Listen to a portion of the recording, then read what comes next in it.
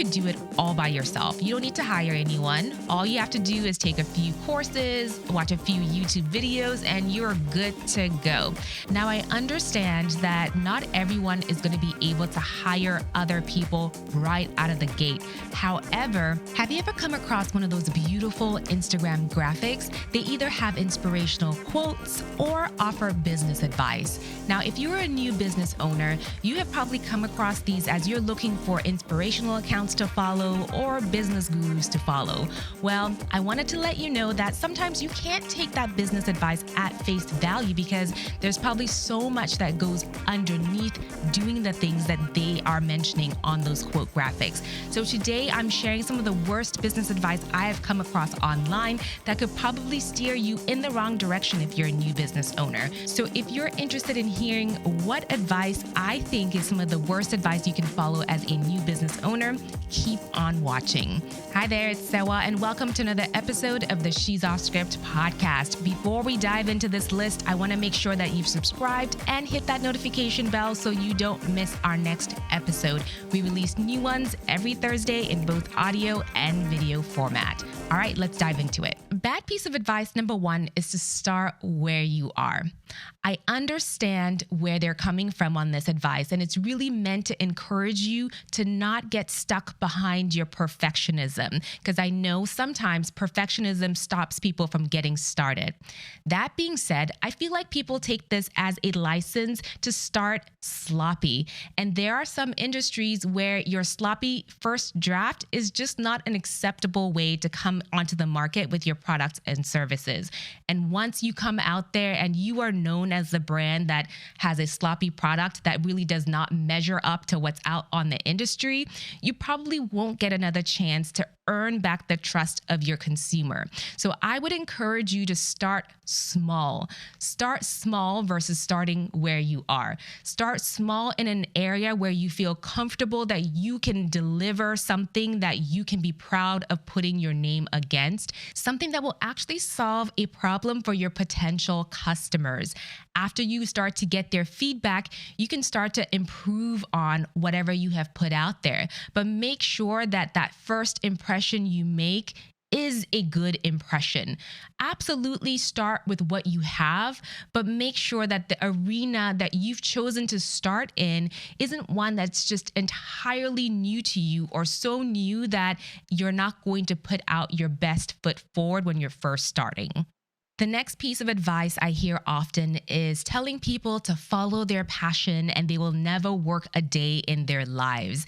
Now, yes, absolutely. I don't want you to start a business around something that you have no interest in or around something that you're not passionate about, because there are times when that passion is the only thing that's going to carry you through. However, starting a business solely based on passion isn't enough because it's not about you. It's about the end consumer. Are there other people that are equally passionate about something, passionate enough about your product or service to pay for it, right? So I like to tell people that you need to start businesses that are at the intersection of three things. Yes, passion being one of them, the other one being your expertise. Is it something that you are skilled enough at to deliver flawlessly?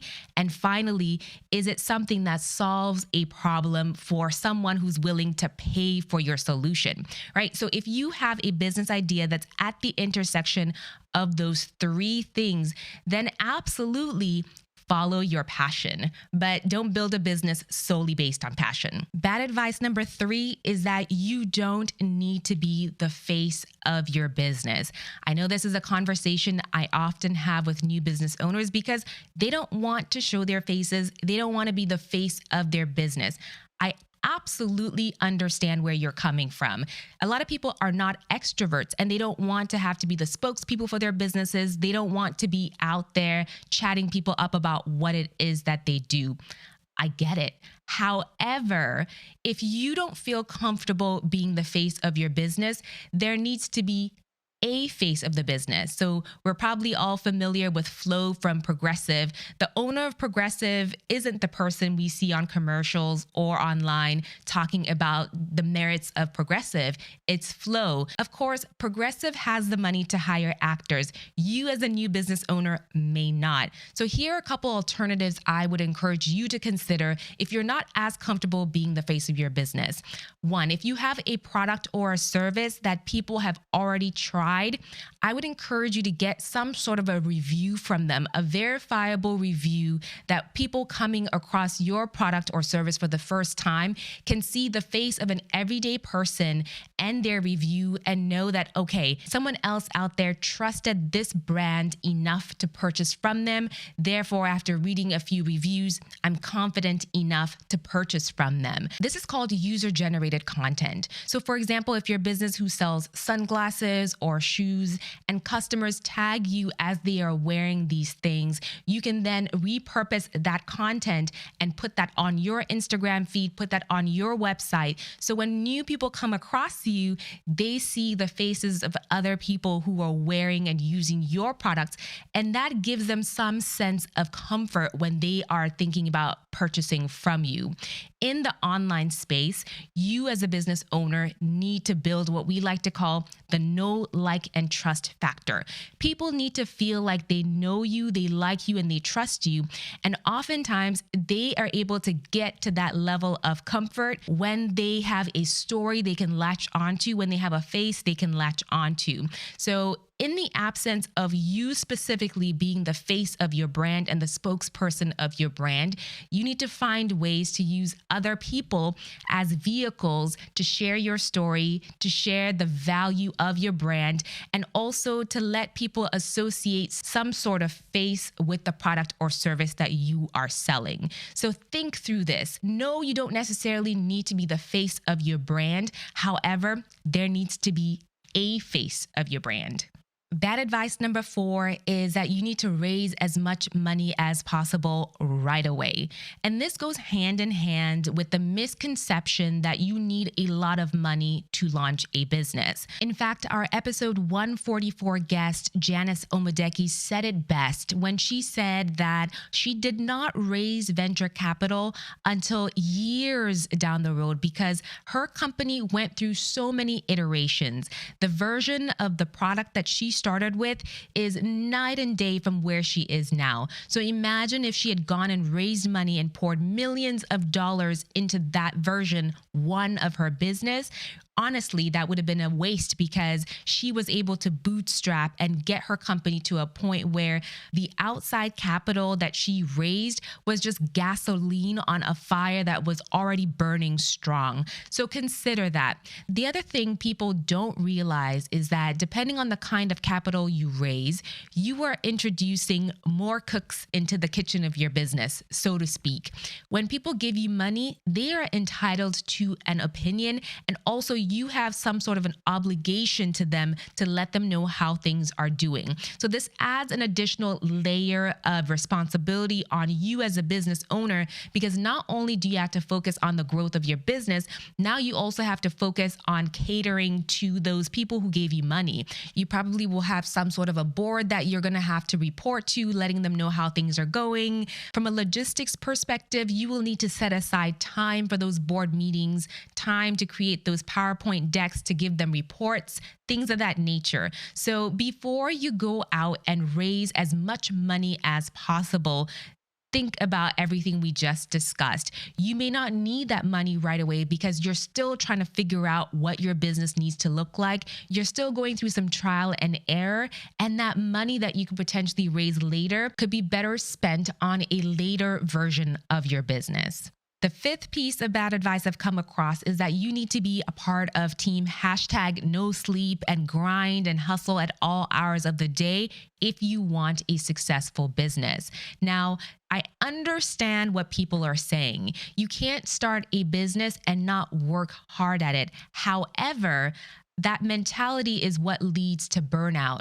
That mentality is what leads to you making mistakes or losing friends and family because you are 100% focused on working and you aren't getting enough sleep. Your mental health isn't being made a priority. Now, as a small business owner, as a new business owner, you are one of the biggest assets of your business. So if you aren't your best self, if you aren't taking care of yourself physically and mentally, you aren't going to be able to bring your A game to building your business. So while I understand the need to work hard on your business, there also needs to be just as much focus on taking care of yourself as that business owner, so you don't end up taking it out on your customers, taking it out on your employees, because that is a recipe for burnout and a recipe for disaster. So yes, be a hard worker, but no, don't buy into hustle culture or don't become a member of Team No Sleep. The worst piece of business advice, number 6, is to either copy your competition or follow the market. Now, I understand the temptation to do what everyone else is already doing that's already working. However, there has to be something unique about who you are and what it is you are offering as a business owner. If you are just a replica of what's already out there, sure, there's money to be made there, but you're not going to be able to separate yourself from the pack. So before you launch a business, think about what makes you unique. What makes you different? Why should people pay attention to you? Why should they stop purchasing products from company A that's already on the market to purchase from you instead?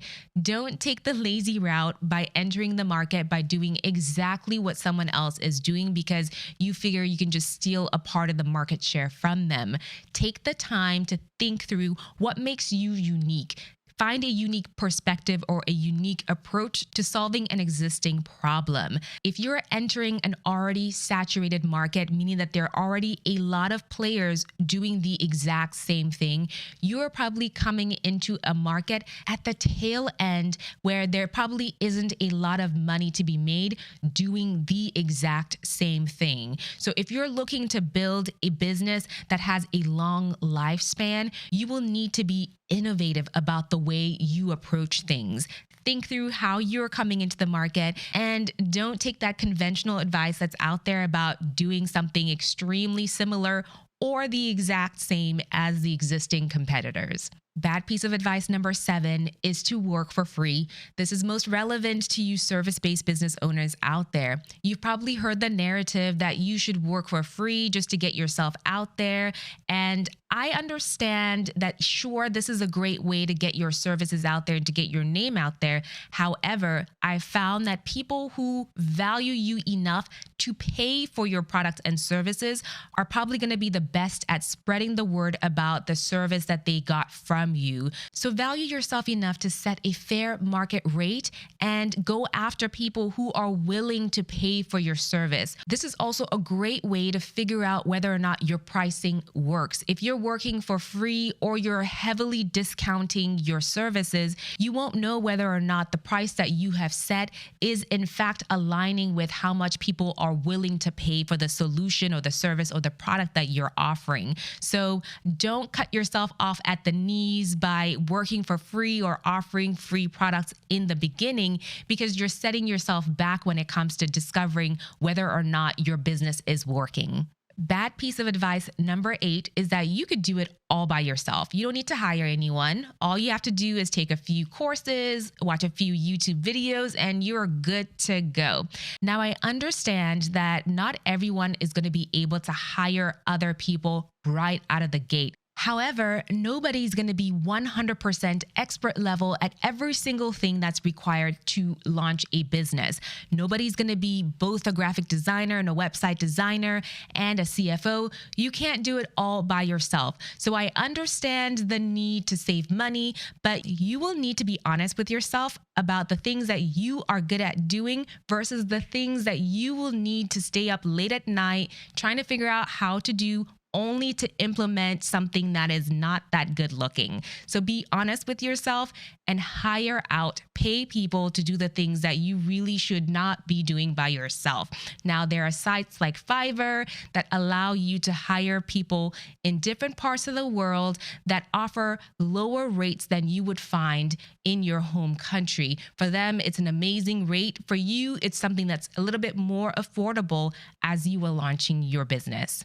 All right, so now the final piece of bad advice I have heard online is to never give up. I can just see it on the rah-rah Instagram quote graphics that we all see.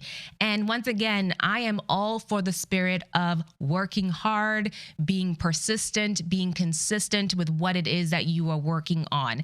However, there's a difference between spending a month working on something before you throw in the towel versus doing the exact same thing for a year, 2 years, 3 years, not seeing great results, and then continuing to do the same thing. At a certain point, it's important that you look at your data, you look at how things are going, and change tactics, right? So rather than thinking of it as giving up, think of it as learning from your mistakes and pivoting. I believe they say the definition of insanity is doing the exact same thing and expecting a different outcome. So instead of continuing to do the same thing and doing it in the name of not giving up, it's important that you look at the feedback that you're getting that's not so good, or looking at the not so great revenue that you're bringing in and thinking about, why is this happening? What can I tweak? What can I change in order to make sure that my business continues to grow? So yes, don't give up, but keep moving in different directions as you need to. Don't keep doing the exact same thing over and over and over again, expecting to see a different outcome. There are certain things that are worth stopping in order to do other things that are going to bear more fruit for your business. All right, there you have it. I hope next time you come across those beautiful quote graphics on Instagram, you think twice about how you're going to implement them in your business as you're growing. Don't forget to subscribe and hit the notification bell on your way out. We release new episodes every Thursday, so we'll see you right back here for our next one. Bye.